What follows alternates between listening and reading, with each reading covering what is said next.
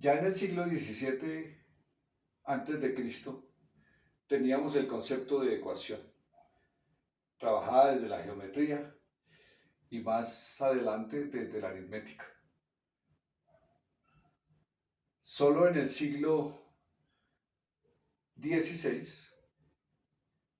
con François Viete, llegamos a los símbolos matemáticos, a utilizar variables para plantear ecuaciones.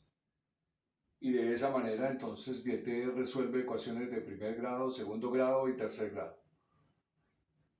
Entonces, partiendo de que la ecuación utiliza expresiones algebraicas, el señor Poliá, un matemático ruso, hacia 1970 propuso este procedimiento que aparece en el tablero para resolver ecuaciones. La primera parte es definir la variable o las variables que intervienen en el problema. ¿Cuáles son las variables? Las preguntas que están incluidas que finalmente nos dan la solución al problema. Esas las vamos a llamar X o Y van a corresponder a la pregunta o las preguntas que se formulen en el problema. Si hay más de una pregunta, esa nueva variable la vamos a definir en función de la variable inicial. Un segundo paso, utilizamos el lenguaje algebraico.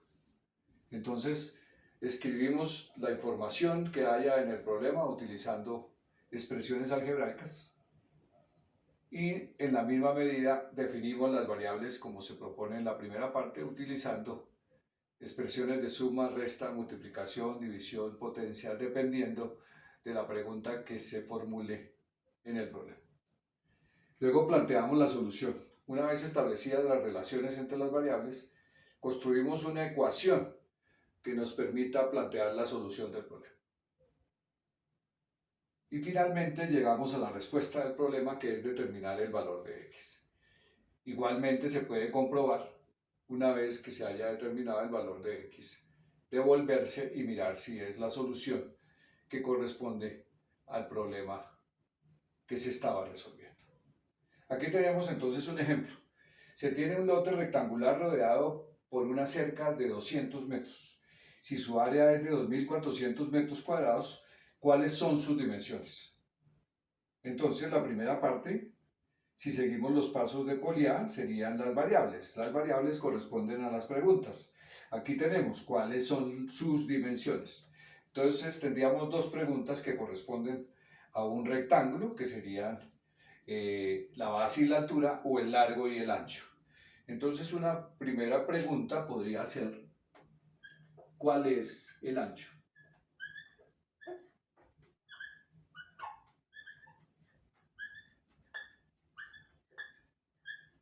Y una segunda pregunta podría ser, entonces, ¿cuál es el largo?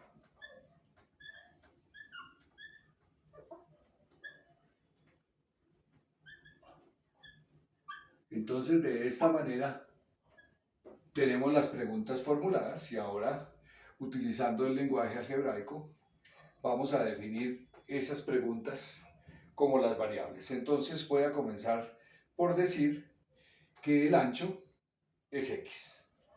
Entonces, lo primero que tenemos es que x es el ancho. O sea que cada vez que aparezca x en la ecuación, sé que se está refiriendo al ancho. Y nos falta por definir el largo. Para definir el largo lo voy a definir en función del ancho. Y para poder hacer eso, entonces acudo a la información del problema. Sabemos que hay una cerca que rodea el rectángulo y es de 200 metros. O sea que tenemos el perímetro. Entonces el perímetro del rectángulo, ¿cierto? Sabemos que es 2 veces el largo más 2 veces el ancho. Y esto es igual a 200 metros. Entonces voy a simplificar. Entonces divido ambos lados por 2, mitad de 2, 1, mitad de 2, 1 y mitad de 2, 1. Entonces, el objetivo de esto era definir la otra variable o la incógnita que es el largo. Entonces, si yo miro de acuerdo con esto que tengo que el largo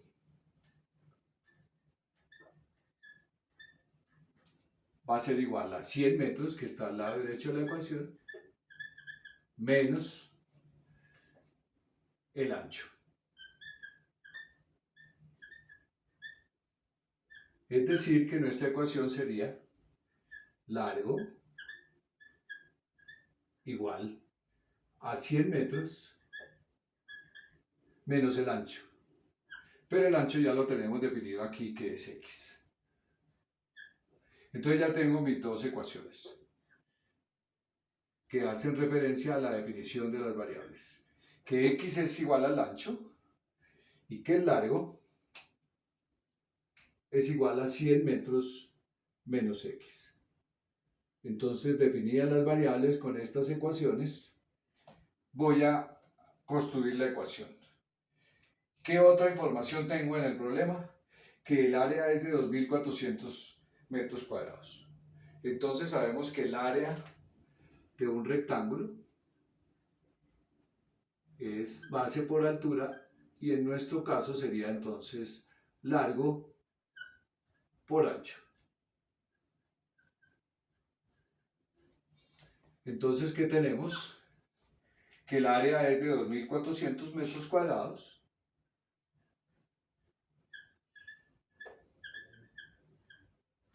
y este es igual al largo, que es 100 metros menos x. Voy a dejar las unidades para el final.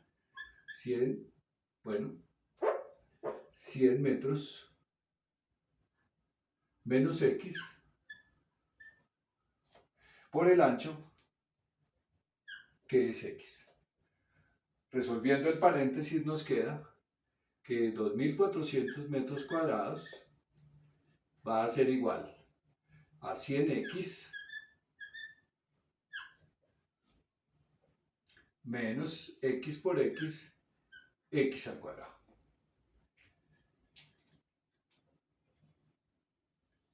Obteniendo la ecuación del lado izquierdo, entonces nos quedaría que x al cuadrado menos 100x más 6.400 más 2.400 metros cuadrados es igual a 0. Entonces tenemos una ecuación de segundo grado que está completa, que tenemos tres procedimientos para resolverla y determinar el valor de x, que podría ser factorizando o completando el cuadrado o utilizando la fórmula cuadrática. En este caso voy a factorizar. Este sería un trinomio de la forma ax al cuadrado más bx más c. Entonces lo resolvemos con dos paréntesis. X menos y x menos igual a 0. Necesito dos números que multiplicados den 2.400 y sumados den menos 100. Entonces 60 y 40 metros. Entonces tenemos dos respuestas. Un x1 que sería igual a 60 metros y un x2 que sería igual a 40 metros. Y ambas respuestas me sirven. Pero, como sabemos que estamos buscando el ancho, entonces voy a decir que hallamos nuestra variable, o sea que el ancho del terreno sería de 40 metros. Y como sabemos que el largo es a 100 menos x, entonces tendríamos 100 menos 40 nos daría 60, o sea que el largo sería 100 menos 40, que sería 60 metros. Y de esta manera entonces respondemos a que x, que era el ancho, es de 40 metros y el largo, que era 100 menos x, es de 60 metros. Y de esta manera entonces, aplicando el procedimiento de Poliá, modelamos una ecuación que nos permitió resolver el problema. Muchas gracias.